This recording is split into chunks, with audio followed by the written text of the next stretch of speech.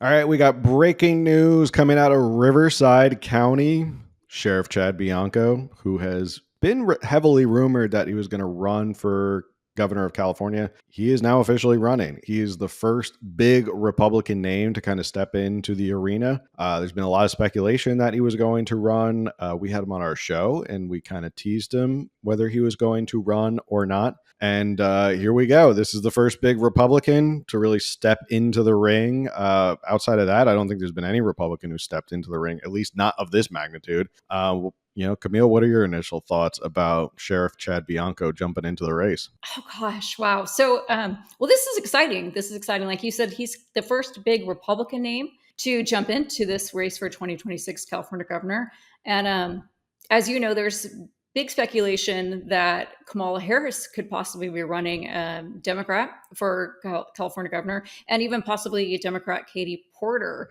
And so, I wonder, California, we've been talking about. There's been a shift in politics here, and not a huge shift, but slowly but surely, there's been a shift to the right, and so I do wonder if California is ready for a Republican governor. I don't know.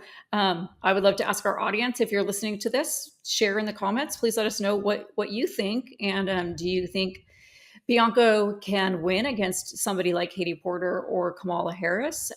Maybe throw in other names that you would like to see run. This is I really respect him. We had him on, as you mentioned. It was episode 262 about 6 or 7 months ago. And actually, I would like to revisit some of the quotable, notable, not quotable things that he said to us when we asked him a few things about running the state of California. Yeah. All right. Let's go to those clips then. My first year in office was a drinking from a fire hose of trying to learn everything. What's my role? How do you be? Who is the sheriff? What does the sheriff do? The second year was COVID disaster and civil unrest. And I will tell you that year number three, it could have. I don't care what happened in 2000 in year three. I don't even remember because it was just normal business. It was the things you do every day.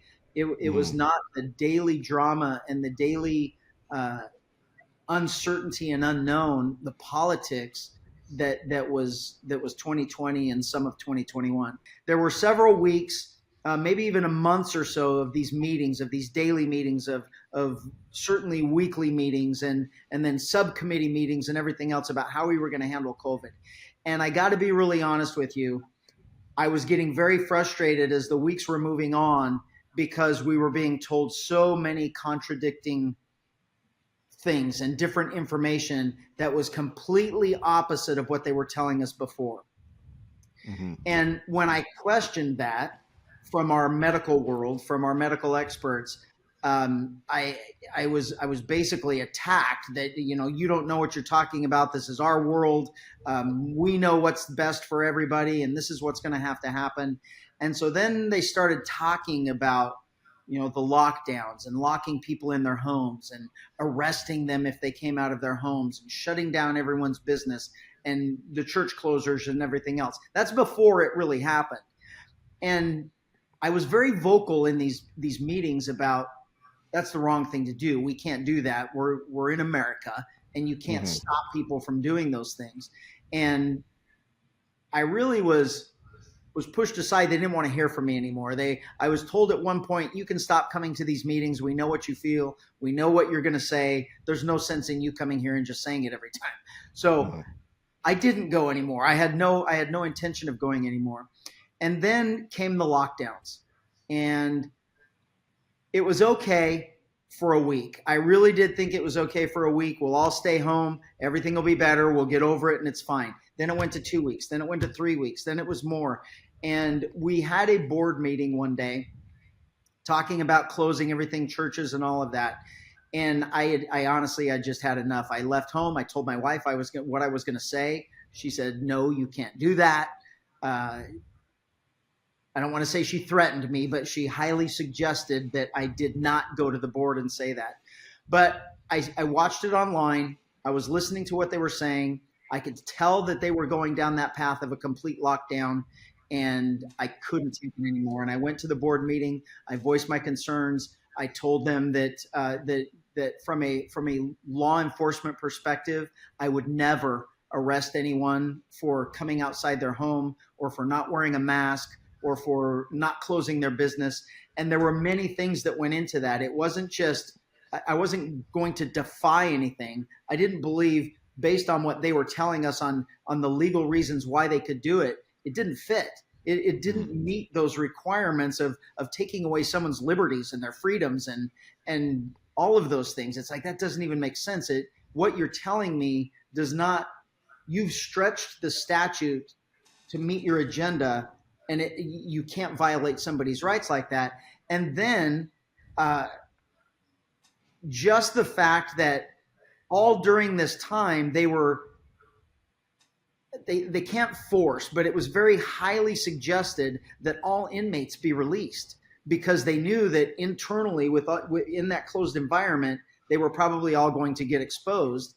And for the most part, many of them did, but they wanted them all released because they were afraid everybody was going to die and all of that stuff. And I told them right from the beginning, it's never going to happen.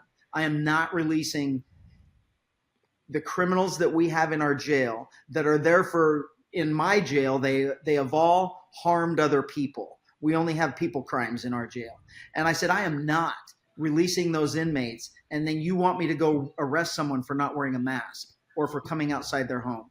And so I took a very hard line and said that I wouldn't do it. I was not going to enforce those orders. I was not going to enforce those restrictions. I wanted businesses to know that the sheriff's office was not coming to them. And what that did is it almost, I don't want to say it empowered, but the cities that were around us that aren't affected by me, but they're still in my county, those chiefs of police were all on the same page as me. And that it almost empowered them to go to their council and say, look, we can't do this. We believe exactly what he's doing, and we need to do the same thing. We have real crime that we still have to take care of.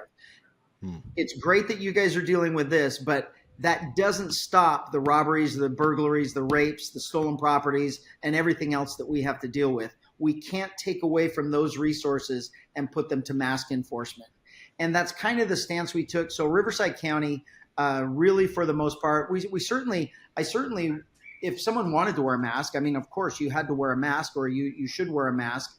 And businesses, if they wanted to enforce the rules, great. People went there if they wanted to. If they didn't, they didn't. And for Riverside County, it worked here. We really didn't have any problems. You have to admit and you have to realize that we are in a completely polarized political world where everything is being made politics. And whether you like me or not, or whether you believe I'm right or too far right or middle or somewhat moderate left, whatever it is you believe, doesn't really matter. Everyone in Riverside County knows that all I'm going to do is the right thing, and that political pressure is not going to intimidate me or blackmail me or coerce me into doing something that I know is wrong, that is not for the benefit of the people. And Los Angeles lost that. Now, every place in the state, if I do something illegal, I can be removed from office. That's just a gimme. Anyone can. We can remove any elected official can be removed for illegal behavior. The problem with what they did and what they want in the state is they with a 4/5 vote. If you're not liked by 4/5 of the vote, then they can unelect you for whatever reason they deem necessary.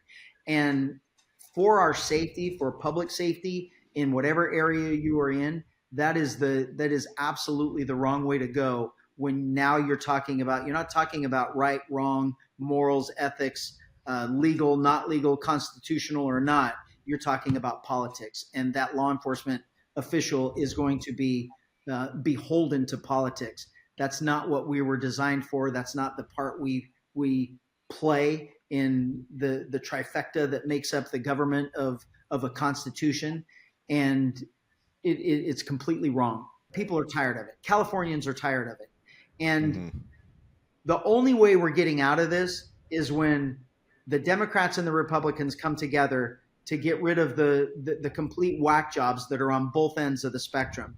The elite left progressives that have 100% control of our state, our governor, our lieutenant governor, our attorney general, our secretary of state, the head of both houses, those people, quite honestly, they've got to go. They are the ones that are threatening people. They are threatening their own party to support the governor's mission with these bills and fighting against, insert the poison pill, we have to defeat this Prop 47 fix, even though they know that Prop 47 has to be fixed. And so those people that are destroying this state we all need to band together, and quite honestly, they got to be voted out. 2 election cycles, we can do it. Fast forward 3 years. Governor Bianco's being sworn in. I'm not making any suggestions, but we know the rumors. What does public safety in Bianco's California look like? What would be your ideal of like what should happen to bring public safety back to California? I know we can do it. I know we have to do it. And I will tell you this. There is a horrible consequence for going too far in one direction. And I got to be honest with you, what happened in our political system, we have gone way too far towards socialism. And my fear is that we are going, because of that pendulum swing, that it's going to go way too far the other way. In 2026, if I was the governor, I would ensure that pendulum did not go past what was healthy for a strong economy, for a strong California, for a strong public safety. Public safety has been in decline for 30 years. Whether you like the 3 strikes law or not, it worked. And people were actually, when you see a consequence from someone else, oh my gosh, that their 3rd strike and they really did go away for 25 years, it stopped people. It's like, okay, 2 is enough. And when you say 2, for the normal person, 2 is 2. But in the criminal world, 2 is like 20. It wasn't their 2nd crime. It was their 100th crime. It was just, this is how they added up to the 2 bad ones or the 3 bad ones. So I know we have to dedicate more to public safety. Whether you like it or not, California has experienced a large population growth over the last 40 years, and our prison system has shrunk. Crime hasn't shrunk. Criminals don't shrink. And there's so much, this argument goes back and forth so easy, and there's so many intricacies in it. But everyone wants to compare ourselves, and you play with fear, and you say, you make up words like mass incarceration. There's absolutely no such thing. There is no such thing as mass incarceration. We didn't randomly round up random people and throw them in prisons. We had a major crime problem. We had mass crime, and we held people accountable, so we put them in jail. That's all that was going on. People like to say that the United States of America, the greatest country in the world, in the history of the world, has the most people in prison. Okay, well, who cares? We're also the only free country, real truly free country in the entire world. And when you compare us where there's 0 crime in the Middle East, there's no theft in the Middle East. There's tons of crime in California. Do you know why there's no theft in the Middle East? Because you get your hand cut off. There's a serious consequence for bad behavior in different countries. In the United States, when we take away the punishment, and I certainly would never advocate for corporal punishment, but when you take away a jail term or a prison term or the loss of freedom as a consequence for your bad behavior, there's no incentive to not do bad behavior. And and that's really what we've done. There has to be more prisons. We have to completely get rid of all of the bad things with Prop 47. All of our homeless issues that we have, stop calling them homeless. They're not homeless. They all had homes. They were kicked out of their homes because they're addicted to drugs, alcohol, and they were causing their families problems, and they kicked them out onto the streets. They have a drug-induced psychosis problem that we seriously need to address.